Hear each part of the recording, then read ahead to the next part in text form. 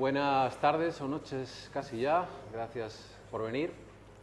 Bueno, yo creo que la historia de la música está bastante contada, bastante escrita, constantemente se está completando, pero digamos que está bastante escrita.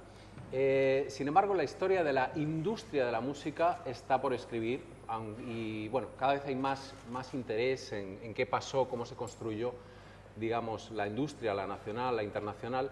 Y dentro de ese trabajo de recuerdo y de recuperación y de cómo se ha llegado hasta ahora, no solamente a nivel nacional, sino internacional, a mí me gustaría hablar de dos personas, de dos cordobeses.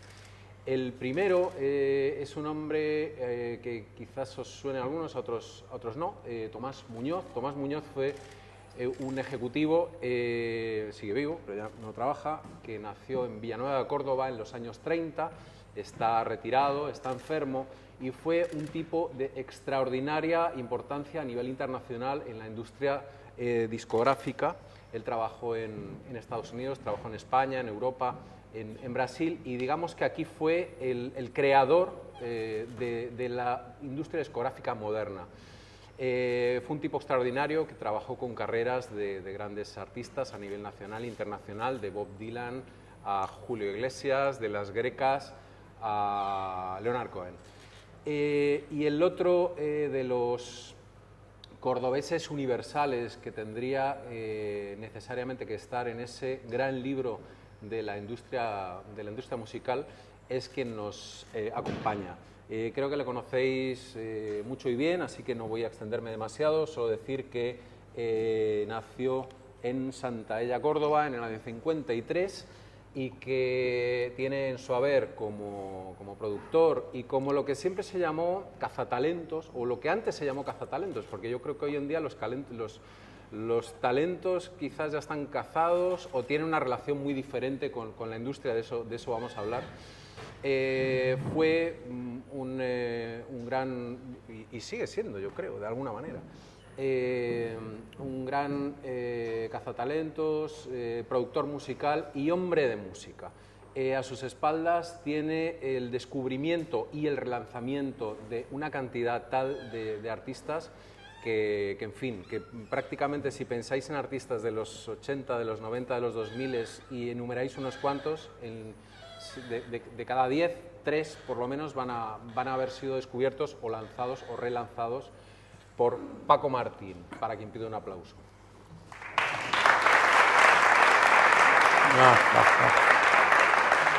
Hace unas horas, discos, no he dicho cuáles, pero solo voy a decir uno. Un disco detrás del cual estabas, que se publicó en el año 2000, de un artista por todos conocido, que se llama Vicente Amigo y que se llamaba Ciudad de las Ideas.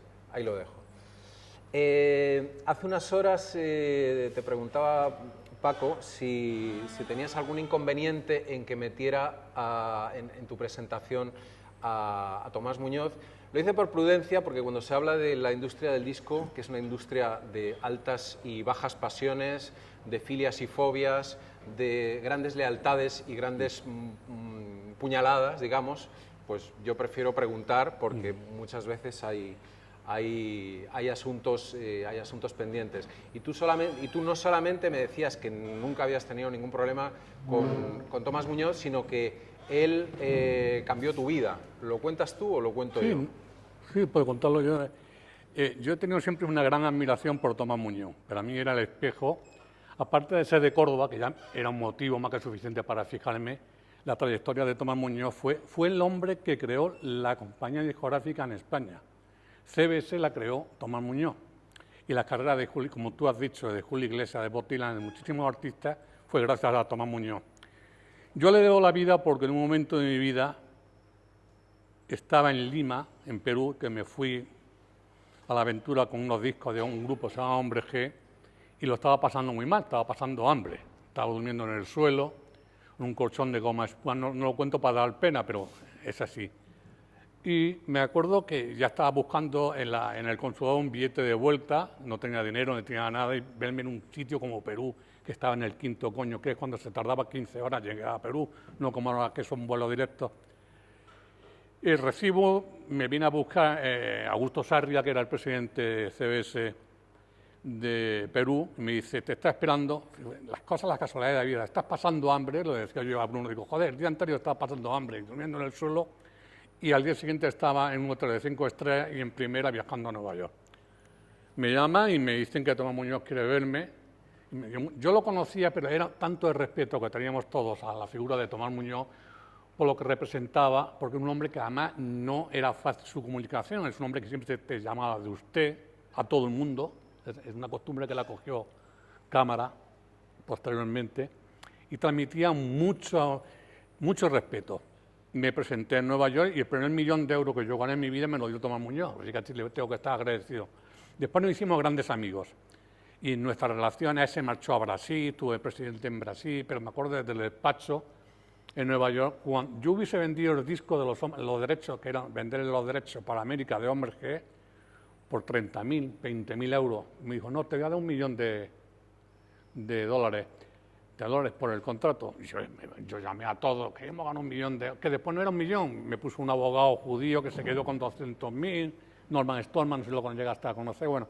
Pero bueno, que fue mucho dinero y fue sobre todo el principio de mi carrera triunfar, entre comillas, es decir, me encuentro sin nada y me encuentro a la semana siguiente con $1.000.000 de euros y sobre todo la posibilidad de que el grupo, porque en aquellos tiempos triunfaban en América Julio Iglesias, Mocedades, Ana Belén, todo este tipo de música. Pero que tú triunfas con un grupo que se llama Hombres G y que la canción se llama Sufre Mamón, era imposible. Bueno, pues eso lo vio Tomás Muñoz. Lo vio. Y después he tenido una relación muy buena con él, nos hemos encontrado en verano 3 o 4 veces, nos hemos llamado siempre, hasta que ya cayó enfermo, entonces en Navidad era siempre su llamada correctísima, de muchísimo cariño y muchísimo respeto. Es de las grandes figuras, yo creo que es la figura más importante que ha dado la música a nivel ejecutivo, creo que ha sido Tomás Muñoz, y yo me siento muy orgulloso que era de Córdoba. Y afortunadamente en el pueblo, en su pueblo, no pasa igual en el mío, ni muchísimo menos, pero se le ha rendido homenaje bien merecido. Miramos allí y nos emocionamos porque qué bonito que en vida, aunque ya tenga el hombre una enfermedad, se le reconozca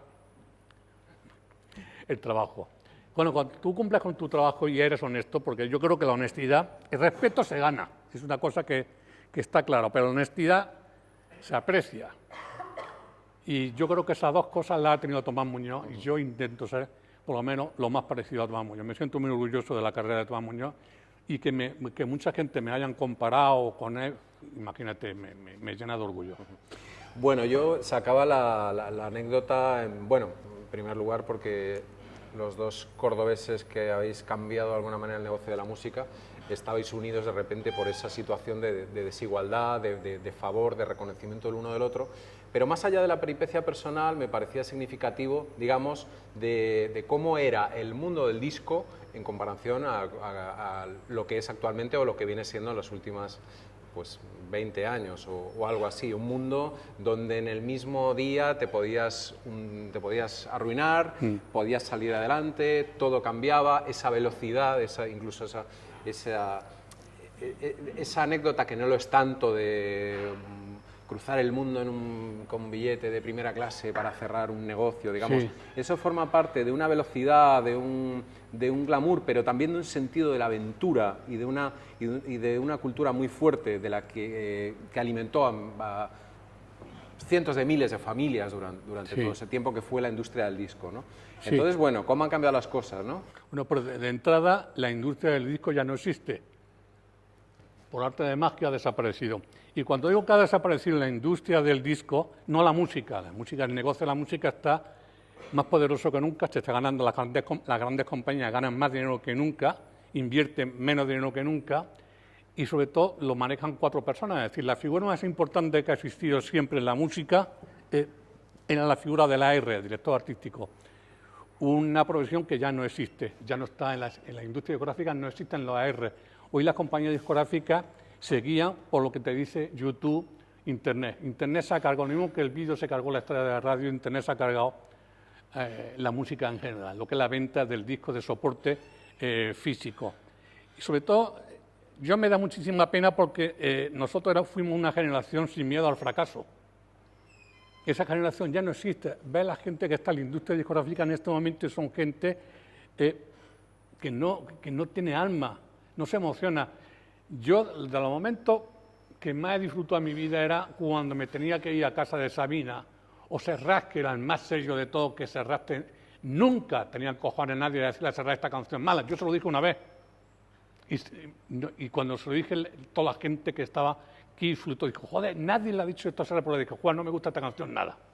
Y lo único que hizo, no me dijo nada, se reía. ¿Y entró en el disco o se quedó? Entró, sí. O sea, pudo más el artista yo que el AR. Hice el amago. Pero bueno, veníamos todos de una gente que era de una sociedad desgarrada. Eso pasó en Inglaterra, cuando surgieron los Sex Pistols, venían de una generación. Pues en Madrid pasó un poco igual. Al final de los 70 vino un movimiento realmente muy interesante de gente muy creativa. Pero a lo que tú decías es que éramos todos amantes de la música. Tú has estado también compañía discográfica, además de tus libros, tu escritor y de ser una persona de la música también como nosotros. Nosotros nos emocionábamos con la música. Era increíble. Tú escuchabas una canción que querías que iba a ser un éxito y era una excitación en tu cuerpo. Ya tú estabas viendo que era número uno, tú estabas viendo ya que iba a vender 300.000 discos. Yo he tenido la fortuna de que en poco tiempo, si es verdad, que decirte no voy a poner medallas, pues sí, coño, lo fui yo, podría haber sido otro, pero fui yo el que más éxito sacó en 4 o 5 años consecutivos. Yo me acuerdo que llegué a RCA, era la última compañía, por suerte o por desgracia, pero vamos, en 3 meses o 4 fue la número 1. Pero ¿qué hicimos? Ficho a Escape, que era un grupo que la compré, vi una maqueta hecha por ellos. Cojo la maqueta, les ficho la semana siguiente, sacamos el disco y vendemos casi 2 millones en Europa. En Alemania vendimos 300.000 discos y en España. Hice Antonio Flores, se murió Antonio Flores, ya vendió 100.000. Pero al morirse Antonio Flores vendió 1,5 millones. Hice lo de Serrat es único, 1,5 millones entre España y América. Todo eso en un corto espacio de tiempo de 4 meses más o menos. O sea, era el tío en aquel momento, pero éramos gente muy enamorados del repertorio. Para nosotros era fundamental el repertorio. Y esto también lo decía mucho Tomás Muñoz. Muñoz era un fanático de repertorio, siempre te decía repertorio, por encima de todo. Y eso hoy día no tiene ningún valor. Hoy ves las canciones, lo que suena en la radio, cómo las cantan. Esta generación que hay ahora mismo musical, pues ya me da mucha pena, mucha tristeza, porque nosotros la emoción y el alma se ha perdido en la música actualmente. En mi punto de vista, a lo mejor, bueno, habla un tío del pasado, bueno, pero nosotros disfrutamos y nuestra gente, tú o yo, el amor a la música. Yo no me acostaba yo tenía en mi casa y la parte de arriba una guardilla, yo tenía ahí mis 7.000 o 8.000 discos de vinilo, y además olían. Los discos de vinilo huelen de una forma especial, tener la guardilla cerrada. Yo iba toda la noche a decir las buenas noches a mis discos, abría un disco, los créditos, entonces sabíamos quién era el productor, quién era el teclista, quién eran los metales, dónde se había grabado. O sea, esos datos eran informativos, es una cosa que tengan. O sea, era una carrera. Tenían la obligación de saberlo. Hoy día tú le preguntas a cualquiera y esa cultura no existe, esa historia musical. Después, he tenido la suerte, nadie me lo puede decir, que yo he estado, pues bueno, con Mark Knopfler salimos casi a hostias por una cosa que... Pero ese mismo día conocí a Paul McCartney y fue un tipo muy agradable, grabando con los hombres que en su estudio en Londres. Es decir, que al final he conocido gente que no podía nunca ni imaginarme estar comiendo que nos invitara Paul McCartney en su restaurante de vegetariano y hablando de música, si no se puede pagar con nadie. Yo decía, pues he hablado, más que, por ejemplo, hablas con Bob Dylan, lo que a mí está con Paul McCartney me parece. Yo hablaba y me sentía como el tío más importante del mundo, ¿no? Pero me senté por eso porque para mí era muy importante el tema de la música. Yo doy gracias a Dios porque he conocido muchísima gente importante, pero también porque he estado trabajando en la profesión más bonita del mundo, que es la música. O sea, yo no conozco ninguna profesión donde una canción te haga llorar y reír al mismo tiempo, que cambie tu estado de ánimo. No hay ninguna profesión en la tierra, en la música. Entonces hemos sido muy afortunados en ese sentido. Estabas hablando de alguna manera de cómo se fichaba. Te quiero preguntar cómo se fichaba antes y cómo se ficha ahora. Me parece una cosa singular y bastante interesante, no diré que me parezca positiva, pero sí me parece interesante que antiguamente un artista, un grupo, una banda iba a la discográfica, digamos, a que la discográfica dijera qué había que hacer, creara su carrera, gestionara su carrera y la metiera en el debido cauce. Y ahora mismo me da la impresión de que Internet, las redes sociales y las plataformas han cambiado, digamos, esa jerarquía, y los artistas con mucho público, digamos, aunque podríamos hablar si eso es público o no, tener muchos seguidores o no, de alguna manera van a las discográficas a proponerles un trato. Hay una cosa más horizontal y a veces incluso superior por parte del artista. No creo que Rosalía, por ejemplo, haya ido a Sony a pedirle ningún favor, sino más bien a decirle, oye, si queréis, hacemos algo, ¿no? Ha cambiado, digamos, la jerarquía. Oye, si hablas de Rosalía, mira, para que son las cosas... Bueno, pero da igual, Rosalía. No, pero te digo Rosalía porque yo cojo... hice un disco, Rosalía, ese que está a la portada de blanco y negro, que cantaba flamenco. Dame la mano, niña, dame la mano, tema clásico de todo eso. Entonces me impresionó.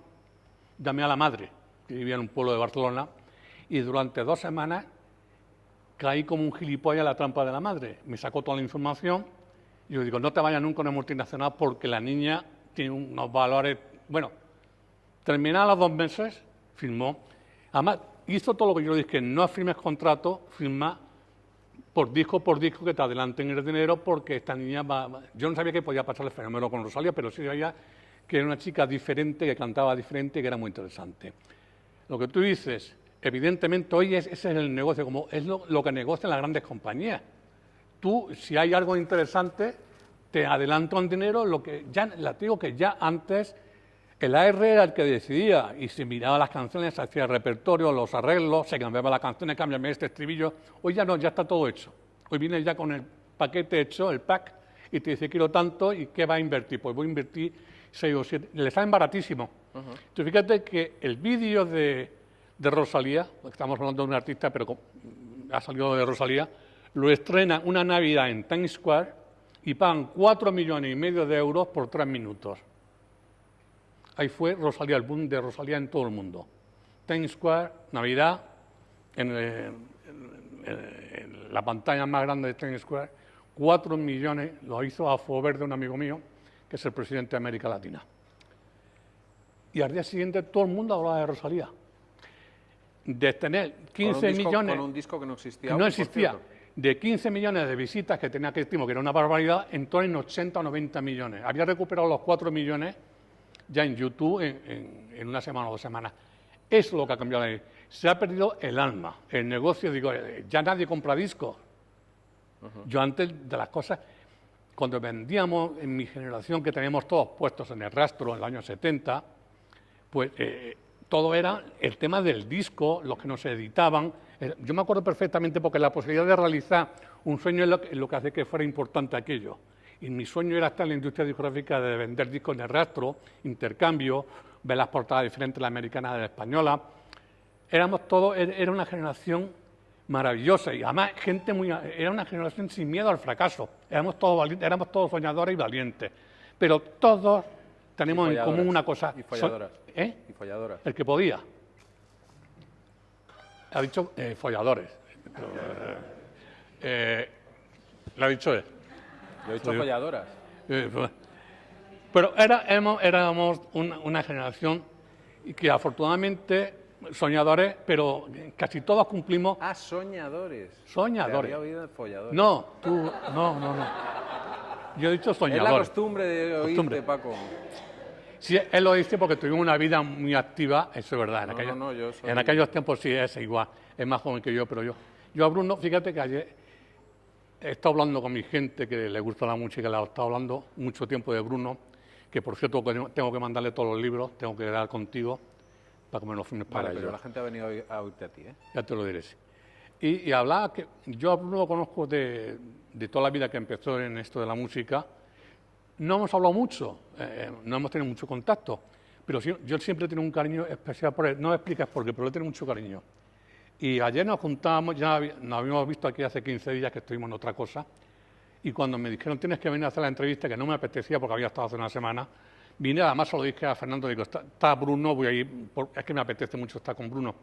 Y ayer, ¿qué preparamos? Digo, Bruno, no preparemos nada. No preparemos nada porque ¿para qué? Vamos a hablar como dos amigos que se encuentran después de muchos años y que hablan de la tristeza actual de la música, de lo que vivimos, que fuimos muy afortunados de ser soñadores y cumplir con esos sueños, que vivimos la mejor época de la música, no ha habido una época, estamos hablando de gloriosa. Y ayer me digo, lo único que quiero, Bruno, es que hablemos de los Rolling Stones. Y lo digo emocionado, porque no, digo, se le va a pasar, y ayer te lo dije, digo, pregúntame por los Rolling Stones. Porque no he ido a ver, el Rolling Stone no es un grupo favorito mío, es más, de las grandes bandas del mundo, es de las que no me he comprado discos, de los Rolling Stones, pero lo he mirado.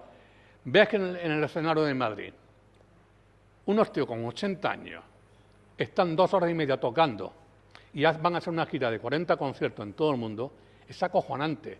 No es Bob Dylan que va con una guitarra acústica y se sienta como yo y toca 10 canciones sentadito. No. Mick Jagger estuvo 2 horas y media moviendo, corriéndose con 80 años, casi que le puede dar. Es que Bill Wyman, que no está ya, pero tiene 86 años, el bajista del Rolling Stone. Estamos hablando de algo, y sobre todo estamos hablando de una gente que no necesita dinero. Es decir, que la fortuna está entre 300 y 500 millones de euros, lo que tiene cada componente de los Rolling Stone. Y me parece tan importante que hemos estado en esta generación donde han existido los Rolling Stones.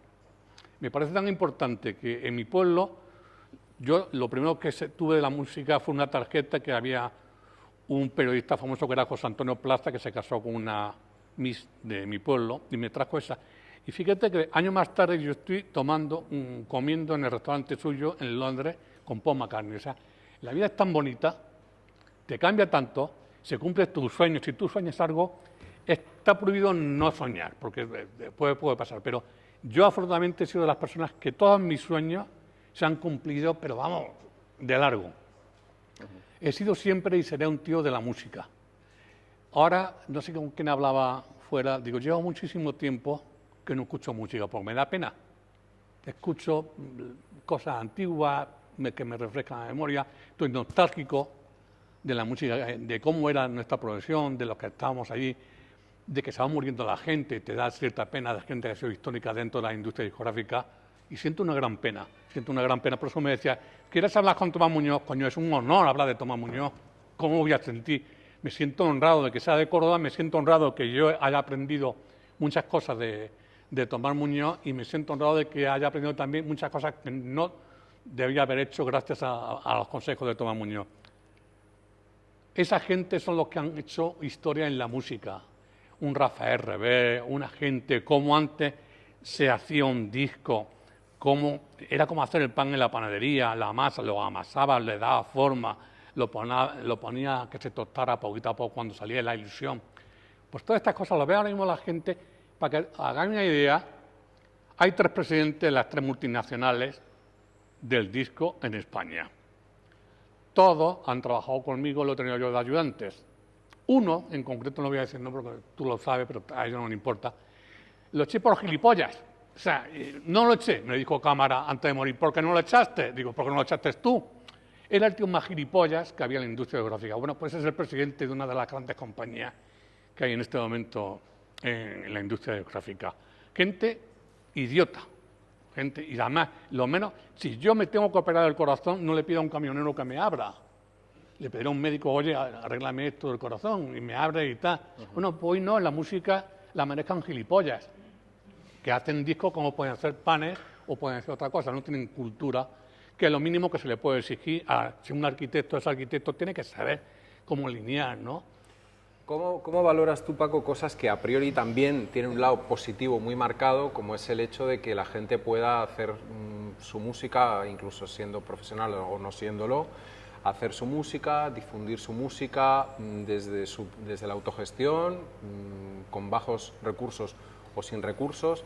En fin, ¿qué te parece eso? Que también hace que la música se haya difundido y que haya más música que antes y que esté en cada rincón de...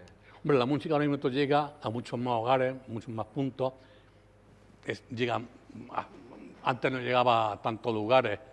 La oportunidad, yo creo, económicamente era igual. Si tenías talento, triunfaba. Hoy día lo que sí es Es una generación y una forma de gestionar la música que antes no la teníamos. Hoy están, es que son todo lo marcan las redes sociales, hoy es todo Internet. Lo que manda en la música, y yo creo en el mundo entero, es Internet, no solamente la música, todo, absolutamente todo se mueve. La ropa, o sea, sin Internet no existiría Amancio Ortega de la forma que está en este momento, y como eso los coches, muchísimas cosas. Hoy vivimos todo alrededor de lo que es el mundo de Internet, y eso no lo teníamos nosotros en aquellos tiempos. Tenemos todo como más artesanal. Pero no era una cuestión de presupuesto. A mí ahí, te voy a decir, hay gente de la nueva generación que me encanta. Te va a sorprender. A mí Tangana me parece que es un bicharraco. Quiero decirte, ver sus letras, su forma de hacer. Es un tipo que ha cambiado la música. Me parece bestial el tipo. O sea, yo no estoy en contra de toda la música, pero sí, a mí me parece un insulto que a Bad Bunny le den de este latino el Grammy latino, cuando sus canciones son, pues bueno, solamente hay que escuchar las letras de este tipo. Es un insulto para la gente como Pedro Guerra, Serrat, Sabina, Enrique Urquijo, la gente que realmente han hecho grandes canciones, Antonio Vega. Bueno, que le den un Oscar latino a este, Bad Bunny se llama. Bad Bunny. Hemos tocado a fondo. Yo a partir de eso, eso pasó hace 4 años, ¿no? 4 o 5 años. Te juro, Bruno, que empecé a perder interés por la música, no escuchaba la música. Entré en una barrena de depresión absoluta, nada más que recordando lo que había sido la época nuestra. Digo, joder, no ha pasado tanto tiempo, realmente, de que nosotros, yo era del vinilo, de la casete, después vino el compadí, que yo era enemigo me acuerdo con Fernando Esteves las peleas en contra del CD. Y decía, no, nadie puede superar lo que... Y tenemos un poco, la parte esa de resurgir del vinilo, éramos sido los miles de románticos que todavía... Eso que te decía es verdad, yo a lo mejor me parece a mí. Yo entraba a la guardería y olía, mis discos olían, tenían un perfume especial los discos, creo, ¿no? Tú has estado en la independencia, de la independencia, sí. Y has estado también en las multinacionales. Y yo creo que a ti te debe haber tocado el cambio al modelo 360, ¿no? Antes vamos a decir que el modelo 360 es básicamente, se dejan de vender los discos, las compañías discográficas se convierten en casas de música que cogen también participación del merchandising, de los conciertos, de publicidad y de negocios que puedan aparecer en la carrera de los músicos. Y ahora ya... ¿A ti te tocó eso? Me tocó en la ¿Cómo lo televisión. viviste? Se vio mal. Es decir, yo lo entendía perfectamente. Yo entiendo perfectamente que las compañías tenían la obligación de entrar en el negocio del directo, absolutamente. Costó mucho, es decir, conocemos un personaje, depende como, yo lo comentaba esto a los artistas, depende cómo se lo expliques, lo van a entender. Básicamente, es decir, si yo apuesto a ti, invierto un dinero en ti, también quiero recuperar ese dinero y no con los discos no me es suficiente. Pero hay un señor que tú y yo conocemos que se llama Don Mesudo a la Polla, que explicaba las cosas muy mal. Y teníamos a todas las compañías enfrentadas con nosotros porque no sabía explicarle eso. Yo eso lo vi siempre lógico, intenté explicárselo a los artistas y no hubo mayor problema, porque es una cosa de sentido común. Yo lo entiendo como una cosa normal. Hoy día vamos a más, hoy los propietarios de todo son las compañías y le dan un cachete al artista. Se han ahorrado, antes la distribución de los discos costaba mucho dinero, hoy ya no existen redes de venta. En la red de venta en BMG éramos 50 personas, posiblemente, entre España, entre Madrid, Barcelona, las provincias, 50 personas nominadas la red de venta. Eso ya no se paga, este es el ahorro económico tan grande. La R, yo tenía 4 ayudantes dentro de la R de eso. Ha cambiado muchísimo. Pero al artista se le sigue extrayendo, digamos, ese trocito de la tarta, a pesar de que todo haya cambiado. Claro, ¿o no? ha cambiado, pero se comete errores. Este director que yo te decía que era el más tonto, hace poco hablaba de Tangana precisamente diciendo que era el genio más grande que había dado a la música. Y coño, tú tienes que cuidar mucho tu lenguaje cuando tu propia compañía tiene esa Sabina y a Serrat. Tú no puedes decir que el tío más grande del mundo es Tangana, siendo presidente. Además te lo tienes, aunque lo pienses, no puedes decirlo, porque es mentira, no es así. Y sobre todo, fíjate lo que le queda a Tangana, ve la carrera de Serrat. O sea, la carrera de Serrat es absolutamente incomparable, ni siquiera Sabina. Entonces comete esos errores, pero son gente porque no ha vivido, no sabe lo que es una canción, trabajarla, el repertorio, meterte en un estudio, salir a las 4 de la madrugada encabronado porque no te sale una canción, meterte al día siguiente. Es decir, ese tipo de cosas no lo han pasado a esta gente. La conferencia previa a la nuestra se estaba hablando de los derechos y de las posibilidades de trabajar y de existir y de difundir su trabajo de los músicos, ¿no? ¿Tú qué piensas? ¿Qué estabas pensando cuando oías Estatuto del Artista, Ley de la Cultura, aplicado a la música, aplicado a lo que tú conoces? ¿Qué se puede hacer? ¿Qué se debe hacer? Vamos a ver, en la música, a diferencia del cine, yo siempre fui, como tú bien sabes, el enemigo número 1 de Teddy Bautista, cuando reconozco que Teddy Bautista hizo muchísimas cosas buenas, es decir, informatizó la SGAE, recaudó más dinero que nunca. Eso se ha olvidado de Teddy Bautista. Se escucha de Teddy Bautista que lo detuvieron, le metieron en la cárcel, etcétera, etcétera. Teddy Bautista hizo cosas buenas, evidentemente. Pero en la música no hemos conseguido dinero y acuerdos porque no hemos estado unidos. Es decir, siempre la izquierda ha sido la responsable, entre comillas, de la cultura en España. La que ha sacado subvenciones ha sido la izquierda, o sea, el cine, la vanguardia, los Almodóvar, los Trueba. Toda esta gente hizo sus películas sin poner una peseta. Y al Ministerio de Cultura dice, te voy a hacer una película, el guión. ¿Cuánto vale? 300 millones de pesetas como estos. No le pedían después derechos. El Ministerio de Cultura pagaba 11 y 15 mil millones de pesetas cada año en subvencionar películas de cine español, que eran toda una mierda. En las propias productoras de los directores, es decir, Almodóvar tenía su propia productora, que lo llevaba a sus manos, Trueba tenía su productora, todos tenían su productora. No pagaban nada por la película y eran los propietarios de la película, que la estaban explotando de por vida. ¿Tú sabes de alguna peseta, un euro que haya pagado cultura en la música? No, es lo mismo, porque da arte. ¿Qué diferencia hay entre el cine y la cultura? Pues la cultura son las dos cosas, son dos patas. La música no ha recibido nunca un euro ni una peseta de subvención. El cine, miles de millones. ¿Por qué? ¿Por qué existen los premios Goya después de 35 años? ¿Por qué no existen unos premios de la música? Porque no estamos unidos a la música. El gran problema de la música era la desunión. Luchábamos contra nosotros mismos. A mí me jodía que la competencia fuera un número 1, iba como a por él. No había decir, que la tarta es para todos y vamos a juntarnos, que estos han llevado 3.000 o 4.000 millones de subvenciones. Yo hice 3 compañías independientes, no recibí un euro nunca. Todo lo tuve que pagar con mi dinero. Y veía como el Almodóvar, el hijo de puta, y el Sulmano y el otro sacaban cientos de millones para sus películas. Todo, Trueba, todo. Y que todos ves como viven todos en chalés de 10 millones de euros, en Arturo Soria, sus productoras. Es acojonante. Ni un solo euro se ha llevado nunca a la música. Es la diferencia que hay. La no unión de la gente que trabajamos en la industria discográfica. Siempre hemos estado desunidos y nunca hemos estado unidos para lograr un objetivo. Jamás. De hecho, yo te digo que siguen existiendo los premios Goya, se siguen subvencionando todavía, hoy día se está subvencionando cultura al cine español, y a la música, nada. Ese es uno de los grandes problemas que no están resueltos nunca. Yo creo que no debe haber subvenciones para nadie. Si dan subvenciones, a cambio de algo. Sí, debe haber un comité que valore un trabajo y se acepte. Y tú, lo primero de todo, yo te digo, hasta que se cubra lo que ha costado la película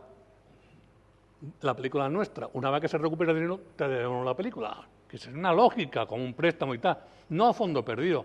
Estos tíos, todos los de la izquierda la izquierda progresista, que están todos, porque es que hemos estado siempre, dice, la izquierda es la cultura. Hemos estado muy equivocados. Si tú eras de derecha, tú no tenías ningún derecho a estar dentro de la cultura, te hacían boicot, porque ellos sí eran la cultura, eran todos de izquierda, pero les gustaban de puta madre. Toda la gente que tú y yo conocemos de eso. Esos son los que se han beneficiado realmente en los últimos años del dinero de cultura.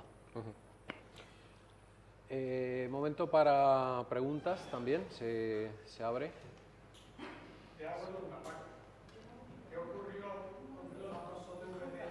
Un momentito que va el micro. ¿Perdona? ¿Recuerda el DVD que se grabó de Córdoba? ¿Los premios de la música? No, el que se grabó con el punk y la... Nada, eso no pasó nada, lo grabamos, hicimos un DVD aquí. ¿Por qué Córdoba no lo conoce? Bueno, pues las cosas no hay un porqué, las cosas funcionan. Nunca dan ni porque sea, depende. A mí me dice mucha gente, cuando Bruno decía que se había tenido muchísimo éxito, la gente habla mucho de mí y bien porque tengo mucho éxito. He tenido 100 discos de éxito, pero ¿tú sabes cuántos discos he fracasado? Más de 1000. Nada de 1000 ha sido fracaso, nadie habla de los fracasos, hablan de los éxitos. No hay una razón por qué una cosa funciona y otra cosa no funciona. Tú puedes... Bueno, pero bueno, yo vendía Córdoba porque nadie me lo pedía. Yo vendí Córdoba como vendo mi pueblo porque me apetece y lo hago, nadie me lo pide. Lo hice, tú estuviste en esa grabación y disfrutamos porque yo quería mostrar al mundo desde el flamenco una Córdoba diferente. Por eso que como DVD es una pena que Córdoba no conozca ese trabajo tuyo. Bueno, pues yo te contara. Manolo, las cosas las haces porque las sientes realmente. Y si tú esperas, yo no estoy enfadado con la gente o mi pueblo o alguna cosa, es sobre todo por la falta de respeto, no espero otra cosa. Pero hay un momento que cuando tú cumples una vida trabajando en una profesión y te faltan el respeto, por ahí no. Yo no quiero absolutamente nada, ni lo que decía esto de calle o monumento como Tomás Muñoz, no. Pero lo que ya es que te falten el respeto, después estás una puta vida haciendo cosas. Y por Córdoba lo he hecho siempre porque me he sentido muy de mi tierra y me siento muy orgulloso. Fíjate si me siento orgulloso. Yo he visto que hablo muy andaluz, muy cerrado, como en mi tierra. Mis hermanos todos hablan castellano perfectamente. Yo me fui con 14 años a Madrid y tenía un profesor que me pegaba porque odiaba a los andaluces. Yo trabajaba en una tienda y me decía fullero, me pegaba una cosa tremenda. Entonces yo me quedé, durante 4 o 5 años no hablaba con los amigos, ni con las chicas. Era muy tímido, sentía vergüenza. Entonces perdí el hilo de hablar bien castellano.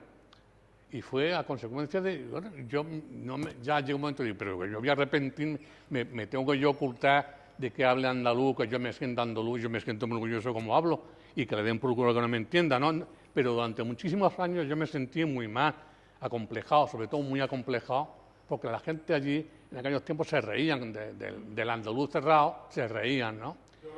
Y eso es tremendo para un chaval jovencillo. Las vidas nuestras fuimos paralelas, fuimos toda la vez. Sí.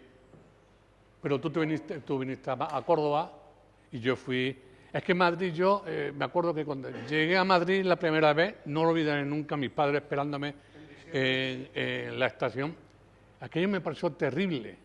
Esa experiencia yo estuve las 2 primeras semanas no salí de mi casa, porque era un bloque de todo piso cuando salimos de la calle Arte era campo. Entonces para un niño con 14 años que además tienes que dejar tu primera amistad, es una edad clave, una edad muy importante. Yo lo pasé muy mal, pero bueno, sí me planteé yo una cosa que era lo de la música y le eché cojones. Yo quería dedicarme a la música y me iba con Tato Luzardo, porque entonces la mayoría de edad, tú no podías ir a los conciertos nada más que con 21 años, con 18 años no era mayor de edad, antes tenía que ser con 21 años. Entonces me iba a Arturo Osorio cuando tocaban los Canarios, los Íberos, todo, y yo le decía al tío de la batería siempre, ¿quieres que te meta la batería? Entonces yo entraba, en la cubanita eran todos, antes se tocaban en terrazas, y yo metía los instrumentos y me quedaba dentro de los camerinos viendo los grupos, con Tato Luzardo, con mucha gente, que no es el tiempo, que han formado parte de tu vida. siempre me buscaba la fórmula de estar relacionado con la música. Para mí era mi sueño y como te decía antes, creo que lo cumplí. O sea, mi pasión era la música y ahora ya que ya he dejado la música, ya estoy relajado, tranquilo, jubilado, para mí es la hostia pensar todo lo que he vivido. Como decíamos, he salido de Santella con 14 años, sin estudio, he hecho una carrera y está en 46 países. Bruno sabe de hacer convenciones cada mes, irnos a Nueva York, esas convenciones que ya no se hacen, que eran maravillosas, esas convenciones que hacíamos cada 3 meses, o ir a Hawái, en Buenos Aires. Hemos conocido todo el mundo, ¿verdad, Bruno? Esas convenciones eran maravillosas, estando además, no en un hotel 5 estrellas, íbamos siempre a los mejores hoteles del mundo. Me acuerdo que en Neuron, en Key West, la última vez que estuvimos, el mejor hotel del mundo. Estuve con Cámara, que Cámara repitió 2 semanas más tarde con sus hijos en Key West. O sea, hemos sido muy afortunados. Se sale de ahí y es que hemos estado una vida, viajamos en primera. Nosotros no hemos viajado nunca en vuelo regular. Éramos en cama, en primera, en billetes que costaban 350.000 pesetas ahí a América. Pues eso no lo pagaban las compañías. Fíjate qué vida. Trabajas en una profesión que te gusta. Viajas por todo el mundo. Viajas en primera, hoteles, en los mejores restaurantes. Coño, para quejarse, ¿no? ¿Alguna más? ¿Pregunta?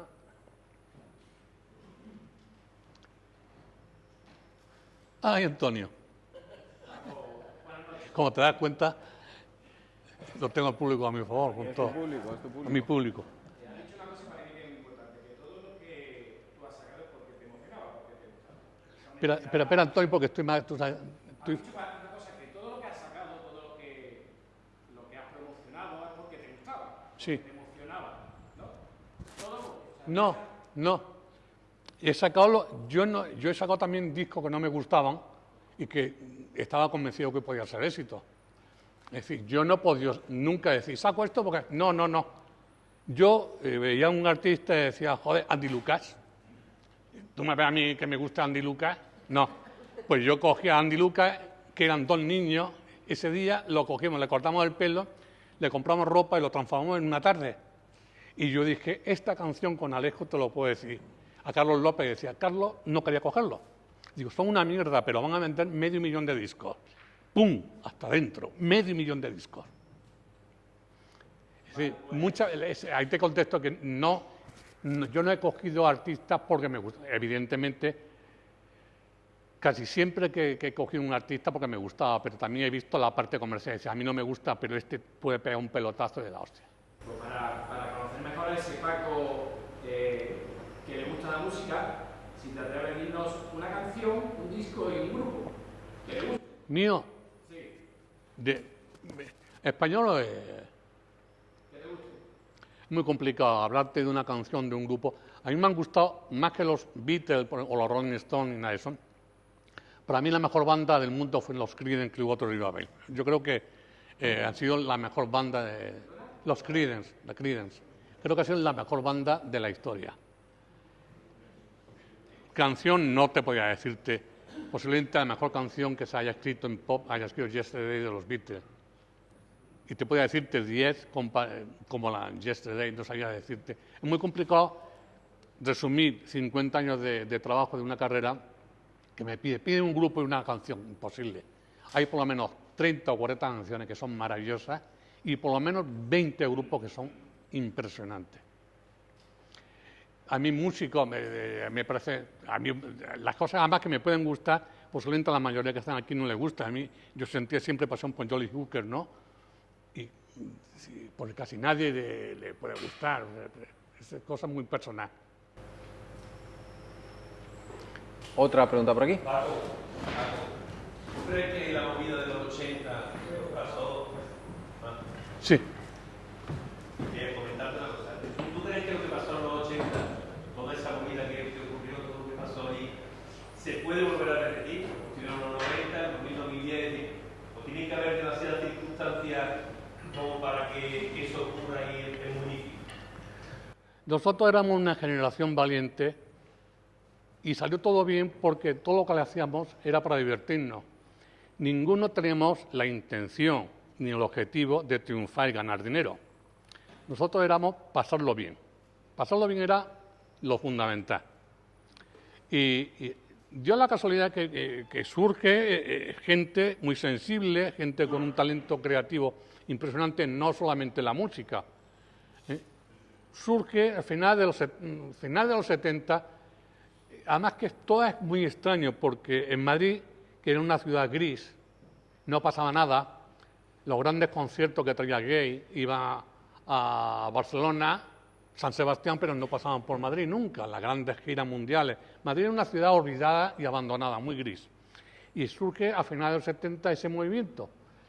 Surge de un grupo de rock que se llama Burning, de La Lipa, y a partir de ahí empieza a surgir algo. Y surgen gente, pero no solamente en música, en pintura, diseño, poesía, teatro, cine, gente muy joven, con mucha energía y con muchísimo talento, que hacen que en Madrid se convierta en un hervidero de talento. Y lo que hicimos en Madrid fue copiar Londres. Es decir, Londres fue una revolución, que lo que te decía antes, que era de una generación que era de una sociedad desgarrada, surgen los punk. Eso, en Madrid pasó exactamente igual que en Londres, pero tuvo mucha más repercusión en Madrid que en Londres.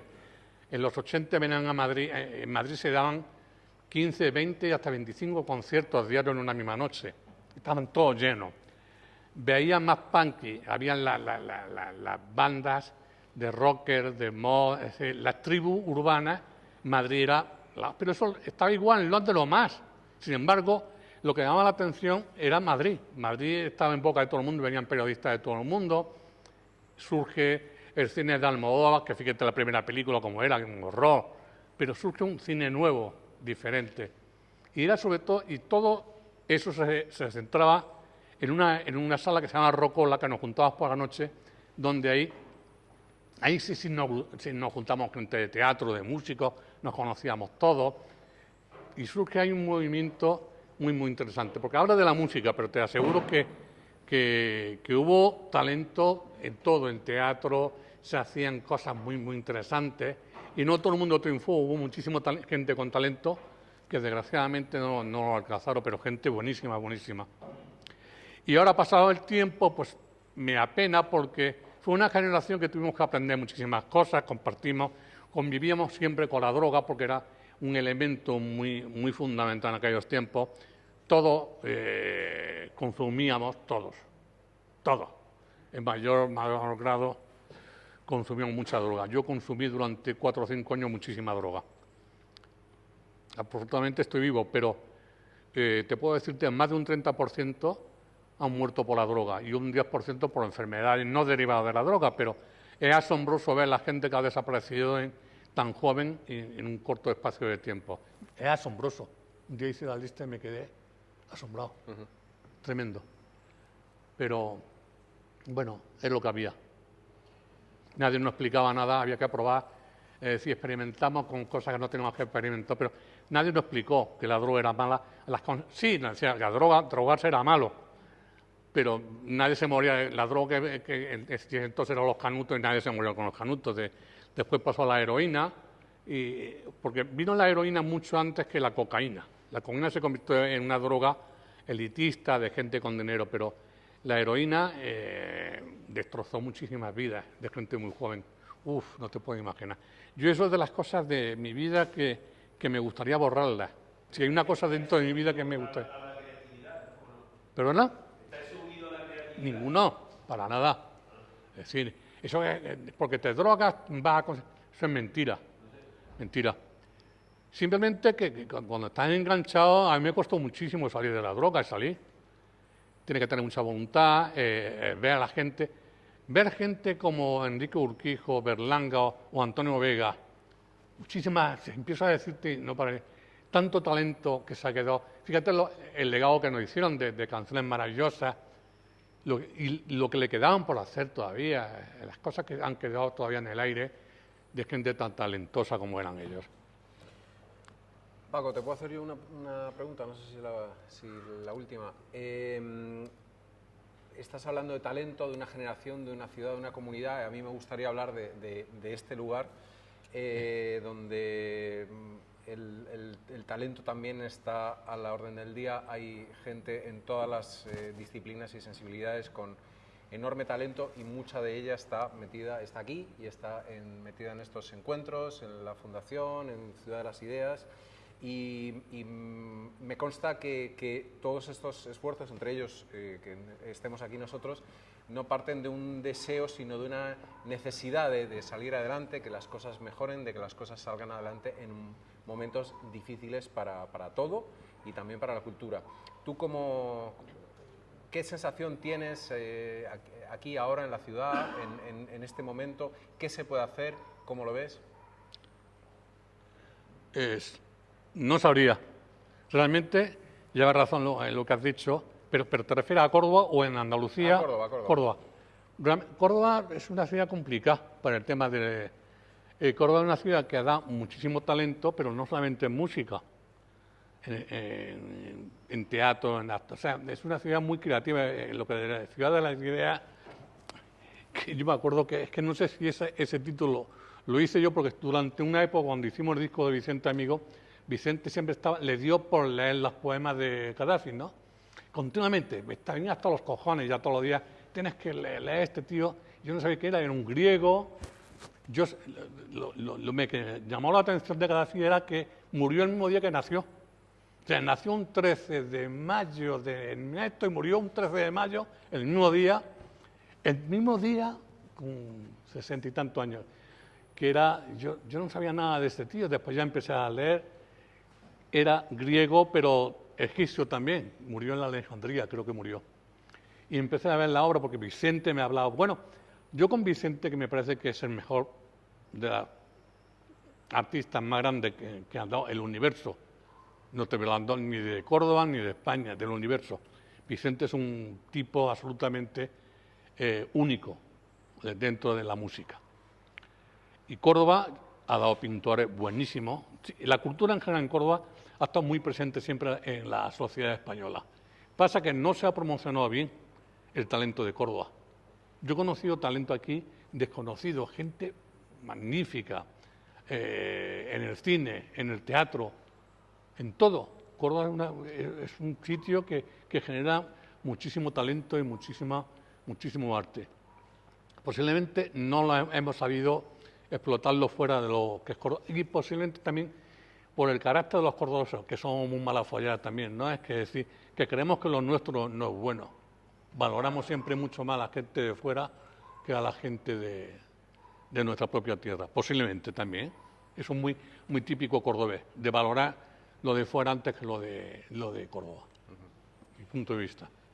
Bueno, última pregunta era esta, a menos que alguien tenga algo muy rápido que decir, que veo que no. Pues, Violeta, por favor, algo. Dinos algo, por favor. Violeta es una señora con una cultura que ha sido invitada de Sevilla gaditana, ¿no? Y madrileña. Dime. Pues mira, a mí me ha gustado la presentación que te ha hecho antes Bruno, y creo que al principio también Fernando, cuando te han considerado parte esencial en la creación musical e incluso músico, y a mí eso me interesa mucho. La figura del productor musical, que nos expliques bien cuál es la figura del productor musical, la relevancia que tiene en el producto, que no me gusta la palabra, pero bueno, en el diseño de la carrera y en el diseño incluso del repertorio de un artista. En aquellos tiempos, Violeta era una fan de los hombres que aunque la he descubierto hoy. Lo he descubierto hoy. Y además le he dicho, digo, la película que me había visto, y digo, yo no he visto la película de los hombres, he empezado a verla 30 veces y nunca la he visto, y es cierto. La figura del productor musical, básicamente, en nuestra generación, cuando hacíamos eso, era una persona que sacaba buen sonido. Casi nunca se intrometía en el tema del repertorio. Podía aportar un detalle muy puntual. Pero no ha sido relevante en la figura, primero porque no hemos tenido grandes productores en España. ha habido gente que sacaba, ha tenido Paco Trinidad, que han sido por racha. Una racha estaba Julián Ruiz porque le apoyaba la cadena SER, otra Paco Trinidad porque le dábamos los grupos y eran con mucho... Pero realmente dice, uy, aquí la labor de... No hemos tenido un Mark Ronson, que ves tú la figura de Mark Ronson en los discos y dices, coño, este tío sí que ha aportado. Todos los discos de Mark Ronson tienen el sello de Mark Ronson. Sonido de guitarra, la batería, el Charles. Mark Ronson, que es el genio, el último... Un genio con 22 años. 22 años hizo los discos más bonitos que se recuerdan dentro del poder, la combinación de la música negra con el... Bueno, un elemento acojonante. Esa figura no ha existido nunca en España. Ha habido gente que ha trabajado de productor, que lo único que sacaba era sacar buen sonido a los artistas. Creo yo, no sé si tú estás de acuerdo conmigo. Yo la figura de productor no... O sea, te digo el Mark Ronson como muchísima gente que dice, joder, gente que ha cambiado la música, que ve su... Y dice, es tan joven, lo creativo. Me contaron que el tema que hizo con Amy Winehouse, no me acuerdo, ¿cómo se llama? Amy Winehouse. Sí, que faltó ella por el tema de la droga, le dio plantón, y estaban las cámaras preparadas, y improvisó un vídeo que es maravilloso, que se ve haciendo playback, 10 modelos en un escenario. Bueno, eso fue todo de Mark Ronson, un chaval con 22 años, porque puede tener Mark Ronson 32, 33, no mucho. Ese tipo de productor, ese tipo de genio, ese talento, no lo hemos tenido nunca. La figura del productor en España no ha sido una cosa realmente que llame la atención y que sea importante. No lo ha sido, no. Pues si os parece lo dejamos aquí. Hemos tenido misa y media, ¿eh? No misa corta, ¿eh? Hemos tenido una misa larga. Pues gracias por asistir a la misa larga, a la Fundación Art Decor por invocarla y convocarla, y a Paco por estar aquí con vosotros y conmigo. Vamos.